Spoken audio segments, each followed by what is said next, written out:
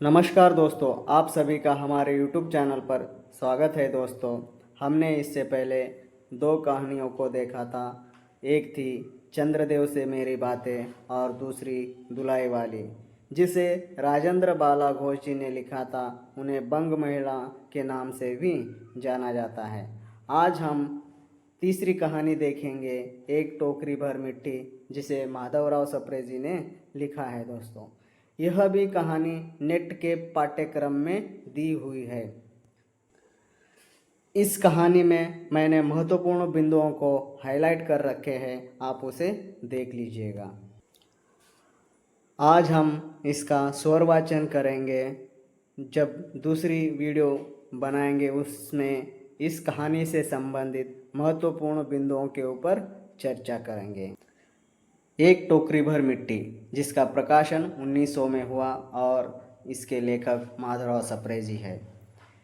किसी श्रीमान जमींदार के महल के पास एक गरीब अनाथ विधवा की झोपड़ी थी। जमींदार साहब को अपने महल का हाथा उस झोपड़ी तक बढ़ाने की इच्छा हुई। विधवा से बहुत तेरा कहा कि अपनी झोपड़ी हटा ले, पर वह तो कई जमाने से वही बसी थी। उसका प्रिय पति और एकलौता पुत्र भी उसी झोपड़ी में मर गया था। पतोहू भी एक 5 बरस की कन्या को छोड़कर चल बसी थी। अब यही उसकी पोती इस वृद्धकाल में एकमात्र आधार थी। जब उसे अपनी पूर्व स्थिति की याद आ जाती तो मारे दुख के फूट फूट रोने लगती थी। और जब से उसने अपने श्रीमान पड़ोसी की इच्छा का हाल सुना, तब से वह मृतप्राय हो गई थी। उस झोपड़ी में उनका मन लग गया था कि बिना मरे वहां से वह निकलना नहीं चाहती थी। श्रीमान के सब प्रयत्न निष्फल हुए, तब वे अपनी जमींदारी चाल चलने लगे। बाल की खाल निकालने वाले वकीलों की थैली गरम कर उन्हें अदालत से झोपड़ी पर अपना कब्जा कर लिया और विधवा को वहां से निकाल दिया। बेचारी अनाथ तो थी ही, पास पड़ोस में कहीं जाकर रहने लगी।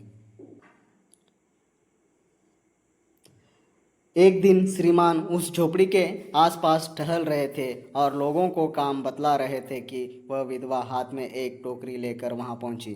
श्रीमान ने उसको देखते ही अपने नौकरों से कहा कि उसे यहाँ से हटा दो, पर वह गिड़गिड़ा कर बोली, महाराज, अब तो यह झोपड़ी तुम्हारी हो गई है, मैं उसे लेने नहीं आई हूँ। महाराज क्षमा करे तो एक विनती है। जमींदार साहब के सिर हिलाने पर उसने कहा, जब से यह झोपड़ी छूटी है तब से मेरी पोती ने खाना पीना छोड़ दिया है। मैंने बहुत कुछ समझाया, पर वह एक नहीं मानती। यही कहा करती है कि अपने घर चल, वही रोटी खाऊंगी। अब मैंने यह सोचा कि इस झोपड़ी में से एक टोकरी भर मिट्टी लेकर उसी का चूल्हा बनाकर रोटी पकाऊंगी। इससे भरोसा है कि वह रोटी खाने लगेगी। महाराज, कृपा करके आज्ञा दीजिए तो इस टोकरी में मिट्टी ले जाऊं। श्रीमान ने आज्ञा दे दी। विधवा झोपड़ी के भीतर गई। वहां जाते ही उसे पुरानी बातों का स्मरण हुआ और उसकी आंखों से आंसू की धारा बहने लगे। अपने आंतरिक दुख को किसी तरह संभाल कर उसे अपनी टोकरी मिट्टी से भर ली और हाथ से उठाकर बाहर ले आई। फिर हाथ जोड़कर श्रीमान से प्रार्थना करने लगी, महाराज, कृपा करके इस टोकरी को ज़रा हाथ लगाइए, जिससे कि मैं उसे अपने सिर पर धर लूँ। जमींदार साहब पहले तो बहुत नाराज हुए, पर जब वह बार बार हाथ जोड़ने लगी और पैर पर गिरने लगी तो उनके मन में कुछ दया आई। किसी नौकर से ना कहकर आप ही स्वयं टोकरी उठाने आगे बढ़े। जो ही टोकरी को हाथ लगाकर ऊपर उठाने लगे, तो ही देखा कि यह काम उनकी शक्ति के बाहर है। फिर तो उन्होंने अपनी तब सब ताकत लगाकर टोकरी को उठाना चाहा, पर जिस स्थान पर टोकरी रखी थी वहां से वह एक हाथ भी ऊंचा ना हुए। वह लज्जित होकर कहने लगी, नहीं, यह टोकरी हमसे ना उठाई जाएगी। यह सुनकर विधवा ने कहा, महाराज, नाराज ना हो, आपसे एक टोकरी भर मिट्टी नहीं उठाई जाती और इस झोपड़ी में तो हजारों टोकरियां मिट्टी पड़ी है। उसका भार आप जन्म भर क्यों उठा सकेंगे? आप ही इस बात पर विचार कीजिए। जमींदार साहब धन मद से गर्वित हो अपना कर्तव्य भूल गए थे, पर विधवा के उपयुक्त वचन सुनते ही उनकी आंखें खुल गई। कृतकर्म का पश्चाताप कर उन्होंने विधवा से क्षमा मांगी और उसकी झोपड़ी वापस दे दी।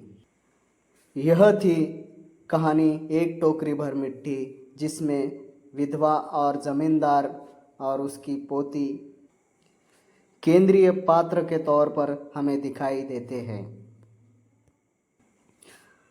हम अगले वीडियो में इस कहानी से संबंधित महत्वपूर्ण बिंदुओं पर चर्चा करेंगे, जैसे कि पात्र के बारे में और इस कहानी की विषय वस्तु के बारे में महत्वपूर्ण कथन और विद्वानों द्वारा इस कहानी के ऊपर कहे गए महत्वपूर्ण विचार भी हम उस वीडियो में देखेंगे। धन्यवाद दोस्तों, हमारे YouTube चैनल से बने रहने के लिए। ऐसे ही हमारे YouTube चैनल से बने रहिएगा और अपना जो लक्ष्य है उसे पूरा कीजिएगा।